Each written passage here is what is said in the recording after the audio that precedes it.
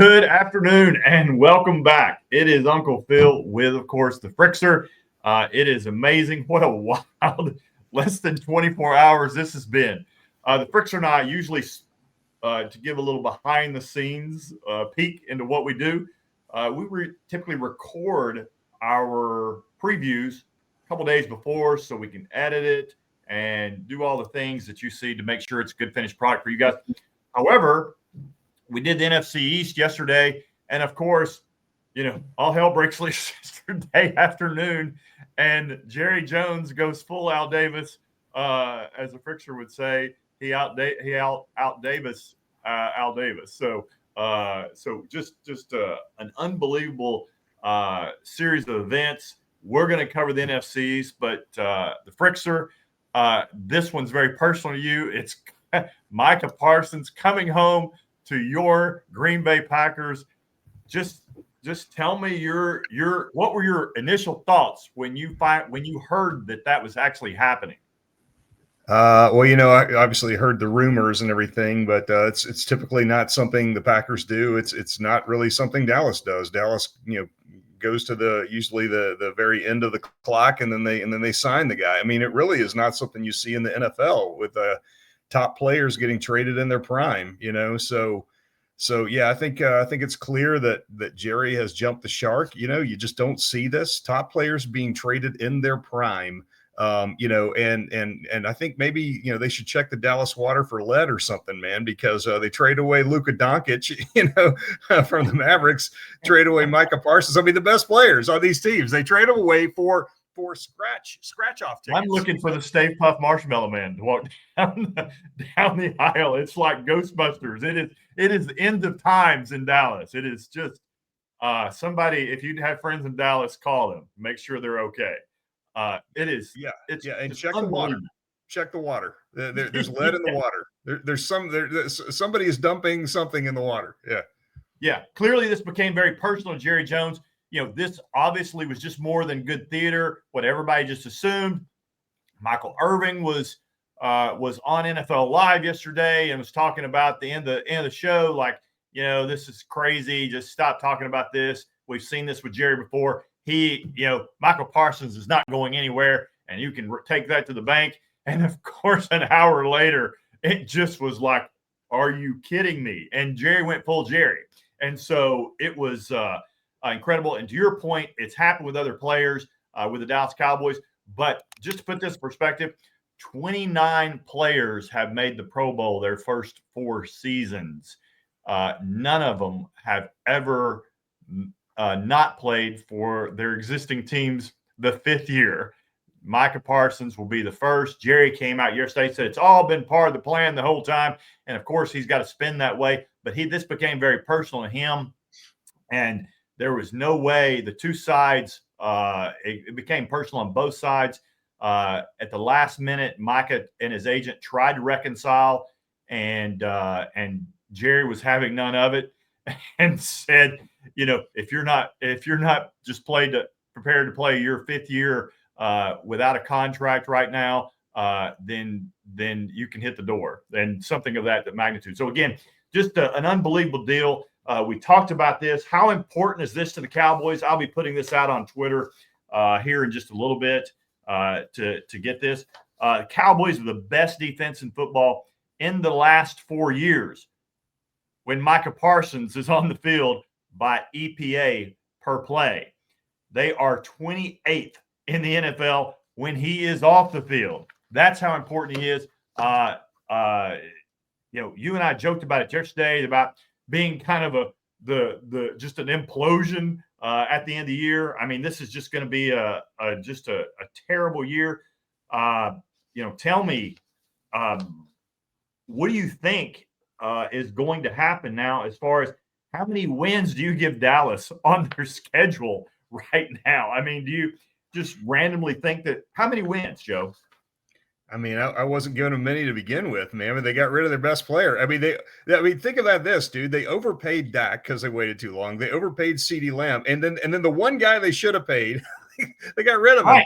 Right. Right. Unbelievable, dude. Like the Roger Goodell needs to perform some kind of intervention. Like the wheels have come off in Dallas. I feel bad for Dallas fans. I've never been a Dallas fan. I've always, it's always been one of those teams I just hated, and I don't know why. I mean, but I feel bad for Dallas fans because your team has been taken hostage by an insane person. So he really had. Somebody needs to do an intervention. Somebody needs to. The White Jackets need to come and strap him in and take him in. This is just somebody needs to file malpractice. If there ever was malpractice, this is it. If you look at the schedule, they're only favored in 5 games this year. This was the opening line. This was before Micah Parsons. It was assumed that he was going to be there. And let's look at those games real quick. -4.5 at home versus the Giants. Are you not taking the Giants plus 4.5 now? That's the second game of the season. I would. I mean, they're coming off a little extra rest from Philadelphia on Thursday night. And by the way, Philadelphia -7 in the it's at Philly for the opening game. You just feel like you just got to smash that. I don't get it. They're at the Jets -2.5. That's kind of a coin flip. Probably better than the Jets.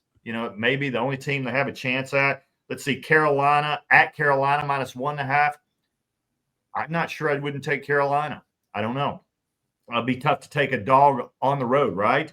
At home versus Arizona on a Monday Night Football game, -1.5. Arizona's legit.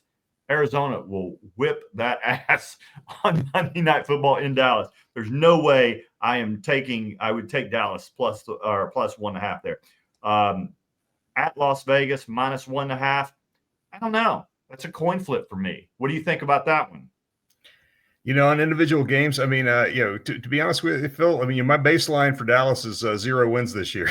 They might not win a game. They're going to be very bottom of the league. And what's weird is you could say, well, maybe they're tanking for Archie, but they already backed up the truck for Dak. So like even if they won the Archie sweepstakes, right? Like he doesn't fit. He doesn't fit in the roster. Well, I mean, to your point, with Dak, say they were to. Okay, all part of the plan. We're going to do this. If Dallas moves off Dak at the end of the 2025 season, it'll be a $129 million cap hit. I mean, it really feels like Deshaun Watson. This feels like Jimmy Haslam, with the Browns. Feels like Woody Johnson. Feels like some stuff that Jim Irsay would do, the late Jim Irsay with the Colts. I mean, you just see these very impulsive owners who do stuff. And this is certainly Al Davis-esque, and it feels like this has even gotten further than Al Davis, to your point, because this is a team that needs some help. You're familiar with Kenny Clark, the guy, and Jerry. Well, first of all, before we get that, Jerry says, "Hey, this is like potential to be Herschel Walker," and I'm like, Jerry. No, it doesn't. You were actually there. Do you not remember it? Typically, when people go senile, they remember the things in the past. It's the future that's the present that they have a hard time grasping. He was there when he made that trade, and Dallas got 8 draft picks for Herschel, and 3 of those were first-round picks. So this does not sound like it. Obviously, Kenny Clark is a good player, turns 30 in October, 3-time Pro Bowler in 2019, 2021, 2023. If you go odd years, he should be Pro Bowler again this year. What do you think? You've watched Kenny Clark as much as anybody, being a Packers fan. What do you think? What is Dallas getting in Kenny Clark? He's a good player. I mean, he's still youngish. He's 29. But he's been dropping. Yeah. But he's been dropping off in production the last couple of years. Last year he had a toe injury and he got it early. He got in that first game, in the skating rink in Brazil. But but he's a good player. But he's not a great player. He's a good plug in the middle of the defensive line, but he's not a playmaker. He's just solid, so he's not nothing. But what's weird is I wonder if they, what they should have tried to get is Rashawn Gary. Rashawn Gary's a stud, and I'm surprised that the Packers didn't have to give him up, So I am very happy giving up Kenny Clark. Yeah. I mean, given the 2, that's probably it. Then I'm sure he probably went after Kenny Clark or went after Rashawn Gary. But they refuse. Packers seems like they played this smart. I mean, it doesn't seem like, I mean, again, they have to pay all this money. No one could imagine them paying this money and giving up picks, but seems like a good trade. You've got this generational talent. Packers are clearly Super Bowl or bust this year. I mean, they are going all in. They must feel, I know we're talking about the East right now, but it's hard to separate the two. What do you think the Packers feel? I mean, for the Packers to make this trade, what do you think they think their chances are this year? Obviously good. And the Packers just had a turnover in leadership, right? There was a required retirement, right? So got a new president and he's making his mark. But yeah, obviously they're signaling that they think they have a shot. And I think that really gives them a shot because last year they didn't do any blitzing and they still got decent pressure. Well, guess what? Like it's not in Hafley's nature to blitz, but now they're going to get a lot of pressure without blitzing. And where are the Packers weak? They're weak at the quarterback. Well, guess what? There'll be plenty of guys out in coverage when they're not blitzing and getting pressure with the front four. So I mean, it's huge for their defense. I think their offense is going to make a big splash too. So, but yeah, you're right though. Dallas and the Packers' destinies this year will be linked the entire year, and everybody is going to obviously make that connection. And Dallas, I think, is going straight down, and the Packers are going straight up. So, yeah, obviously the biggest trade the Packers ever made is for Brett Favre with Atlanta. The biggest get was obviously Reggie White. But that was a different deal. Reggie White's a different situation. He sued the NFL to get free agency. He got free agency. The Packers got him for nothing other than just signing him. Came on to be that great player for him. This is just going to be super exciting. But again, we'll talk about the Packers tomorrow. Back to the NFC East. And let's just talk about this. Look at Mike McCarthy. We should have known it. We should have known the signs were there. The signs were there. We just ignored them. McCarthy walked away. What coach in the NFL actually walks away from an NFL job and says, I'm good. I'm just, I'm not going to retire. I just don't want to coach here. There are only 32 of these jobs in the entire world, and McCarthy chose to walk away. And shocking Jerry Jones so much that he hired Brian Schottenheimer, the OC, who was literally forced out of his last two jobs with the OC of Seattle and with the Jags. And so now you're stuck with a subpar coach. And who could get a coaching staff to come work with Brian Schottenheimer because they know he's kind of a placeholder, kind of a one-year deal. And so you got a weak staff. So subpar coach, weak staff, and you've got an overpaid quarterback and potentially in limbo. And so you've got almost this Russell Wilson-like deal, this Deshaun Watson-like deal that you're probably going to be drafting now. Looks like you're going to be battling New Orleans, maybe Cleveland.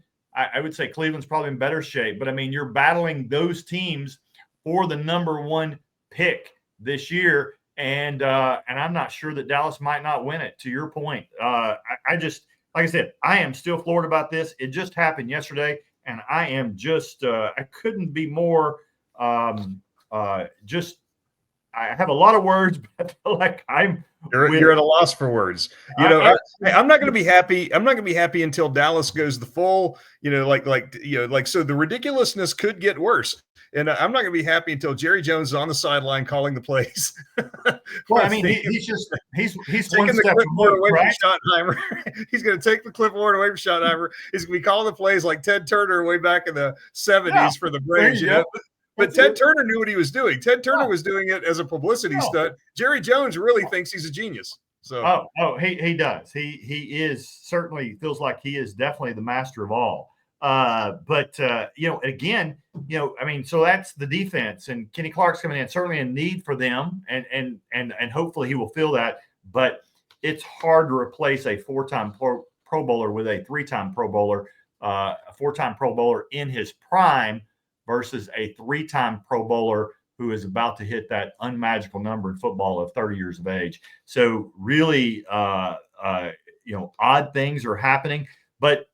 Is there positive signs? Do you see anything positive on the offensive side for I can't even get the question out. He started shaking his head. Fixer is like, no, he won't even let me go there. Tell me why you're shaking your head already. And the Pickens edition, that's just window dressing at this point, dude. I mean, they've got the 32nd ranked quarterback in the NFL with a 22nd ranked offensive line. they're going to be an absolute. I mean, this thing is going to get ridiculous, and I'm excited to see like what Jerry Jones does as it just like it just circles the drain. Like I think we have more entertainment coming from Jerry Jones, but I want to state right now though, as a Packers fan, Jerry Jones is my favorite owner of all time. For sure, he's my favorite owner. You and the entire state of Wisconsin are rejoicing, and Packers fans everywhere are rejoicing, and probably sending Jerry Jones.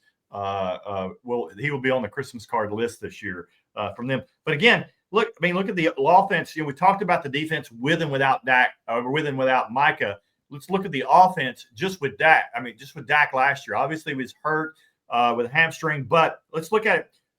During weeks 1 through 9. With that, it was not exactly perfect. Certainly time, you have, different things, and time heals all, and you look back and go, oh, that wasn't so bad. And then you look back statistically and you go, that was pretty bad. And you look at points per game, Dallas with Dak, 18th in the league, yards per play with Dak, 22nd just last year, EPA with Dak, weeks 1 through 9, 24th in the league, turnover margin with Dak, tied for 27th. No deal. And now you've got this culture going on. And, again, Tomlin is like, for all his faults, what we feel like this defensive coach, this odd guy in this offensive league, feels like the dinosaur that's kind of phasing out a little bit. He does know how to control even the most oddest of wide receivers. And finally, when they give up, they typically implode and don't work that well. And so, is there any kind of culture there to keep Pickens in the on the rails with Dallas? Schottenheimer, he's just like a one-time coach. That's nothing there. Is there any leadership? Obviously the players are going to have to provide that leadership. Is that there to keep that going? The players are going to have to be the adults because Jerry Jones is a little kid. No, man, Jerry Jones. When it comes from the top like that, talk about a bad culture. You said it yourself, right? Like, coach walks away, right? Like that doesn't happen unless the culture is absolutely in the toilet. It should be fun to watch. I hate it for Dallas fans, but this will set a new standard for incompetence, and maybe there might be some humorous elements here, and perhaps it gets so bad that something has to change, and maybe Dallas comes out of this better off in the years to come, because this could get really, really bad.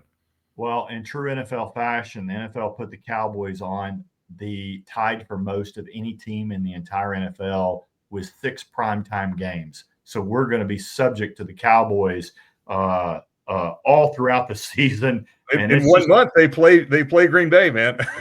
Oh yeah, that's the beautiful thing, right? Is that on Sunday Night Football, they play. They're hosting Green Bay, where right now they are only a 1.5 point dog. That was the opening line. Wow. Come on. I'm guessing Parsons' back is going to be fully recovered by then. I'm sure Parsons was skipping through the airport. Just kind of an odd deal. And Dallas doesn't catch any break with the schedule makers this year. Hardest strength of schedule in the NFL from weeks 11 through 17. It is going to be it's going to be a show this year, and not a good one for the Cowboys. Kenny Clark doesn't fix that. And again, the 2 draft picks they got, with as good as the Packers are projected to be, are probably going to be late first round picks, you would guess. So I just this is going to be a tough one. Give me your final word on what you expect. What's your on a scale of 1 to 10? How do you feel about the Dallas Cowboys this year and their chances of doing anything? Yeah, I think it's I don't even view them as a going concern as a football team this year. I think we're it's an experiment in absurdity. That's what I think about the Dallas Cowboys. If they win a game, I'll be surprised. That's the last word. On to the next team, who surprisingly who's got the hardest strength of schedule in the entire NFL, but I think they've got more hope than Dallas by far. What are your thoughts on the New York Giants? The Giants, I don't think they expect much this year, and that's good because I don't think they have. I don't think they should be expecting much, but they have potential to surprise in a couple of ways. I think with the coaching staff under the gun, I thought they showed a lot of poise in the draft by not panicking, actually taking sort of a project quarterback. So that tells me they went into the draft with a plan. They weren't panicking.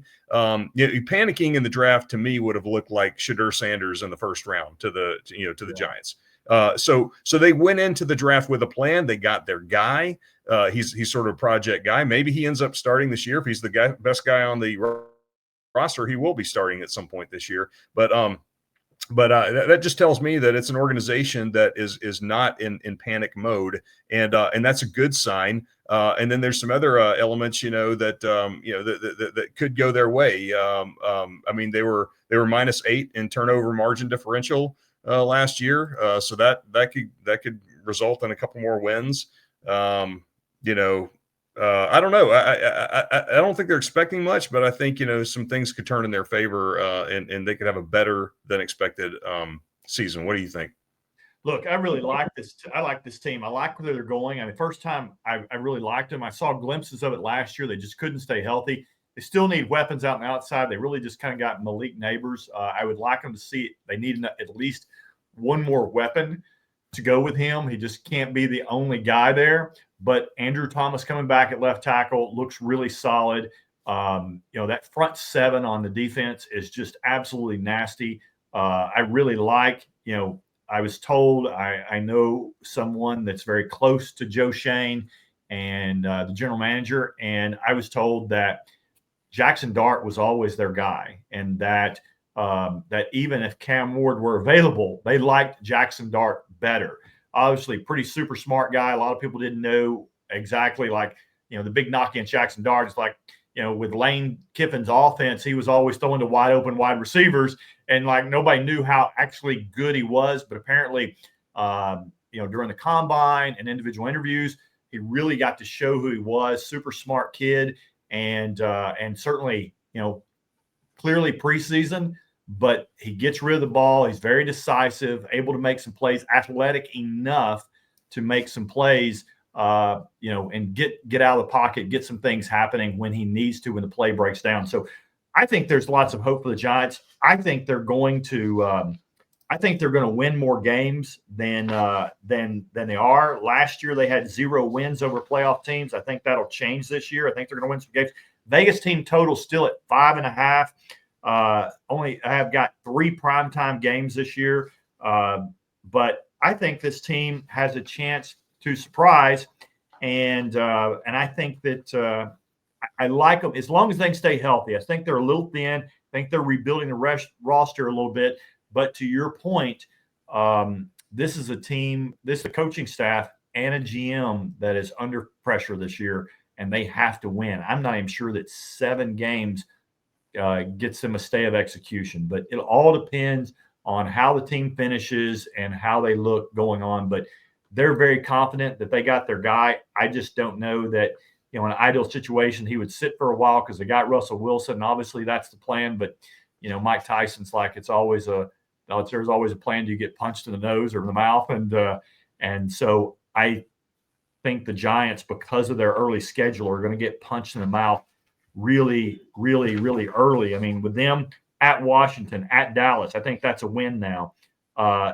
And versus Kansas City at home on Sunday Night Football, versus the Chargers at home. The Chargers without Rashawn Slater, I think that's a problem. And I think, Herbert has shown that he's not elite if you get pressure on him. He doesn't make that great of decisions. I think the Giants can actually get on him. Then they've got at New Orleans and then versus Philadelphia. So, I mean, the schedule that looked really hard, to your point, I mean, at Washington, they're +6 there. I mean, look, I don't know what they'll do against Washington, but I wouldn't just call that a slam dunk for Washington. I mean, these are NFL teams with NFL players. But at Dallas, it's a win. Versus Kansas City, a loss. Versus the Chargers at home, I think they get that win now. At New Orleans, that's a win. Versus Philadelphia, that's a loss. I think first 5 games they're going, or first 6 games, they're going 3-3, and that's much better than a team that is projected to win 5.5 games should probably go. So there's some other wins on there. We'll see how they end up doing, but I think the Giants team could surprise, and I don't mean playoff surprise. I just mean better and actually show some hope. So we'll see. Well, moving on, let's go to a team who clearly has hope and riding high, and they are the Philadelphia Eagles. I just every time I talk about Philadelphia, one of my favorite movies of all times that I bet I've seen 100 times is Invincible. And I just watched that show and see those fans there, and I think of flashbacks of the fans throwing snowballs at Santa Claus and just pelting him in all his glory. I mean, that was true Eagles fans, but they don't suffer losing very well, and they haven't done a whole lot of losing. What do you think about this team? What do you think about this team's? I mean, they seem to be the clear favorite in the East, but what do you think about this team's chances of actually repeating as Super Bowl champs this year? Well, they're the betting favorites, and I would agree with that. And one point about the Philly fans, I like the Philly fans because it doesn't matter how much success they have, they're still going to find a way to be miserable. So I mean, they can't even enjoy it when they're good, dude. I mean, that's how part of the card, right? Yeah. So I mean, dude, this is a town that booed Mike Schmidt his entire career, maybe the best third baseman ever, right? So they're interesting folks, interesting town. But yeah, it's Philly. I don't think Philly may take a step back, defensively. But it's still like playing an all-star team, and they're still the in terms of roster, there's no roster close. Maybe the Vikings, and a couple of the teams, it could be like a second tier, but Philly is in the first tier all by itself in terms of roster. And they're obviously they're the champion until somebody proves otherwise and can beat them. I think I think with this Parsons trade that it puts, I don't think Packers on their level, but it gives Packers a chance maybe on that tier 2 level to be one of those teams that could catch them on a bad day. But that's Philly is pretty untouchable right now. But it certainly feels like a team's on collision course for potentially an NFC Championship game, and you get down to a one game match, anything can happen. So really exciting to see. Like to your point, best roster in NFL. It's the defense though that has just been outstanding for them because they put so much on the defense because there's so much invested in the offense, and that's worked out well. But I feel like Howie Roseman's playing a little bit with fire this year. He's had to. He realizes one of the best traits that you and I always talk about is self-awareness. And they are self-aware. They know who they are. They realize that Jalen Hurts is not this super elite quarterback. Jalen Hurts has never thrown more than 23 TD passes in a year.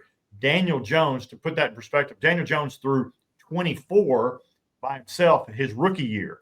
Jalen Hurts has been playing behind this amazing offensive line the past 4 years. Starting with 2021, has been ranked 4th.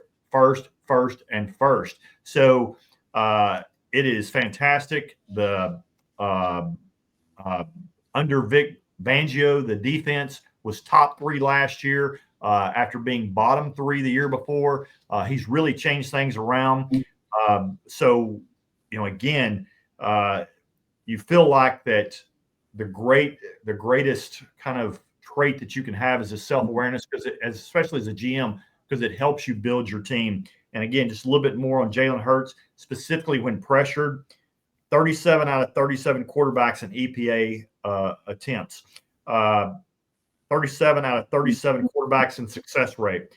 33 out of 37 quarterbacks in sack rate. So again, them protecting Jalen, Saquon having this crazy year that he did last year.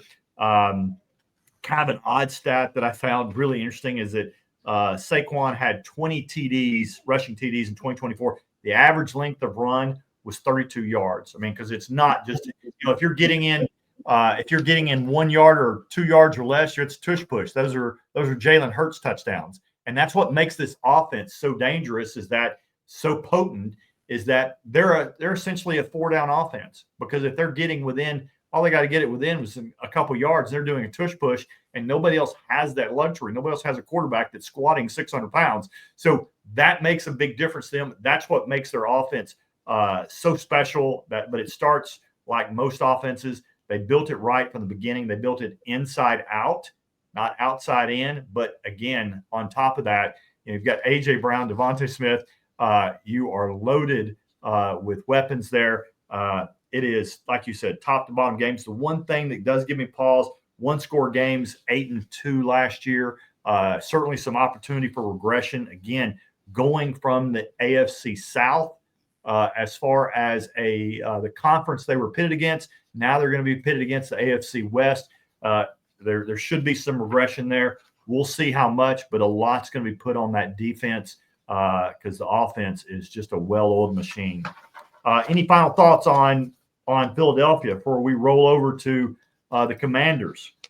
No, I mean, they're the easiest team to pick in the NFL. So yeah, doesn't really require deep analysis. No, totally agree. Last thing, again, reiterating, going from the 4th easiest schedule to the 5th hardest, going to be an interesting year for them. We'll see if they do make it again this year.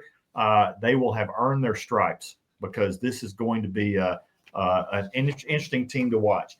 Well, speaking of the last team in the NFC East, the Commanders, there's a lot of optimism there. Again, hope.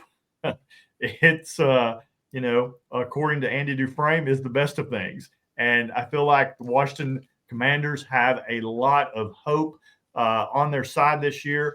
They have Jaden Daniels on a rookie contract again, and they're able to build the team out. They bolstered the offensive line, bringing in Larry Tunsil. They also brought in Deebo Samuels. They got Terry McLaurin checked in. They paid for Wes Walker to come in as a special assistant. If you remember, he was the wide receivers coach back in 2019 with the 49ers, and that's when Deebo had his breakout season and kind of became Deebo. So they brought him in to help him find some of the magic for him and help him kind of push the sun back in the sky another 15 minutes. Tell me your thoughts on the Commanders. Are you as pumped about them as I am? Obviously, Commander fan. I mean, you got to be pumped about Jaden Daniels just coming out of the gate being good. I think he may take that sophomore step back, but that's normal. He's going to see some curveballs. Teams are going to analyze all the tape, and they're going to throw some different looks at him, and we'll see if he can maintain that level of play. He may take a small step back. I don't think it'll be significant. I'd say the only negative thing I can say about him is he took 47 sacks last season. So he actually has a lot of room for improvement. If he can say half that number of sacks and still be dangerous on the run, and be poised, when he stays in the pocket and passes, and maybe even be a little bit more patient with his pass routes, as good as he was last year, there's a good chance for him to grow and be even better. So maybe early in the season, I expect maybe some headwinds, as he sees different looks, and teams try to fool him. But no, I think he's. I mean, obviously, quarterback's the most important position, and they scored. They hit. Whereas the Bears might have missed. We'll have to see about that. But yeah, other than that, I expect them to be good, not great. And obviously, they're playing in a division with the Eagles. So there's a cap on how good they can be. I don't think they're going to threaten the Eagles in any way, shape, or form. But their needle is pointing up. What do you think? I tend to agree. Look, the big knock on Washington, if you're looking at things going, hey, what is there not to be excited about? You look at Washington from last year, they only beat one playoff team, and that was when Jalen Hurts got hurt against them, and they played against Kenny Pickett for the majority of the game. And so that's the only team that he won against a playoff team. So I mean, you look at that and go, oh, okay, well, maybe we need to slow the hype train down. But I'm going to roll the hype train back up again. Jaden Daniels led the NFL in TD passes despite having an average offensive line and only one-star receiver. I thought he did fantastic. He was had the highest QBR versus the blitz in a single season, including playoffs, of any quarterback since 2006. So not only did he do it, the metric that you and I love with the QBR, it's something, but against the blitz, he did that. He was poised. I love him at the mic after the game. He is just calm as a cucumber. And that's the guy that you kind of feel like hey, that's our franchise guy. Regardless of how this season is for the Commanders, you can feel good that you've got your guy. He is, I think you put it, he's a Lamar-esque, not as good, not as fast or maybe as twitchy as Lamar as far as the running, but certainly much better, way ahead of Lamar was in the pocket when Lamar first started the league. So it does seem to feel like we have our next superstar. And just to kind of top it off, as far as rookie quarterbacks taking a team to the conference championship game, there's only been 5 other guys that have actually done that before. One was Sean King, one was Ben Roethlisberger, Joe Flacco, Mark Sanchez, Brock Purdy. All those quarterbacks, if you look at their scoring defense, that's what really carried them there. Sean King with Tampa Bay, number 3 scoring defense. Ben Roethlisberger, number 1 scoring defense. Joe Flacco, number 3 scoring defense. Mark Sanchez, number 3 scoring defense. Brock Purdy, number 1 scoring defense. The scoring defense with Jaden Daniels, number 28. So again, just gives you a lot of optimism of what they could potentially be and do. I like him a lot, and Dan Quinn, I'm sure, loves him a lot more. Cliff Kingsbury coming back really helps. I think that's great that Cliff Kingsbury opted not to take another job. But why would you walk away from Jaden Daniels? Clearly a special guy. So we'll see. Well, listen, there have been no teams in the there have been no teams in the NFC East that have actually won back-to-back NFC East championships in 20 years since the Eagles did it for 4 years straight. You've kind of let your feelings be known, but I'm giving you one last chance. Will that trend continue, and will there be a new NFC East champion? It's time to rack them and stack them. Give us your thoughts, the Frickser. Everybody wants to know. So the Eagles still the class of the entire NFL, not just the NFC East. So they're gonna remain on top. Maybe take a small step back on defense, as you mentioned, but not significant. I mean, they got they're just solid everywhere you look, and so they obviously number 1 there for the Eagles, and then number 2 Commanders again, and then the Cowboys and the Giants are going to flip flop. The Giants will finish 3rd, and the Cowboys may not win a game. Poor Cowboys fans. Please, again, as a community mental health outreach, please check on Cowboys fans. All right, Frickser. You should get a mental health sponsorship, when you're doing it. Should absolutely. Yeah. Look, same thing for me. I feel the exact same way. Eagles class of the division. I'll be interested to see if they take a step back. If they take a step back defensively, then the door is open for Washington if they can take a step up. But the step back from Philadelphia feels like a small one potentially, and Washington would have to take a very large step up to supplant them. But it'll be interesting to see. We'll see how that goes out. But clearly the 2 best teams in the conference. Then we go with the New York Football Giants, clearly the 3rd best team in this league, and the Cowboys. I'm sorry, Cowboys fans, this is not your year. You may even have some bags this year over your face like the Aints. So we'll see how that's going to go. I'm not sure how it's going to go, but what it's going to go for us is that you're going to tune in tomorrow and join us for the NFC North, where the Frickser will still be riding high over his Green Bay Packers. I can't wait to get his thoughts on that. Guys, thanks for tuning in. Please like and subscribe if you enjoy this. Also, please, if you are serious about gambling, and want some extra help on that, please go to UnclePhil'sLocks.com. I'm glad to help you there. Guys, thanks again for tuning in. And as always, guys, have a great day and let's roll.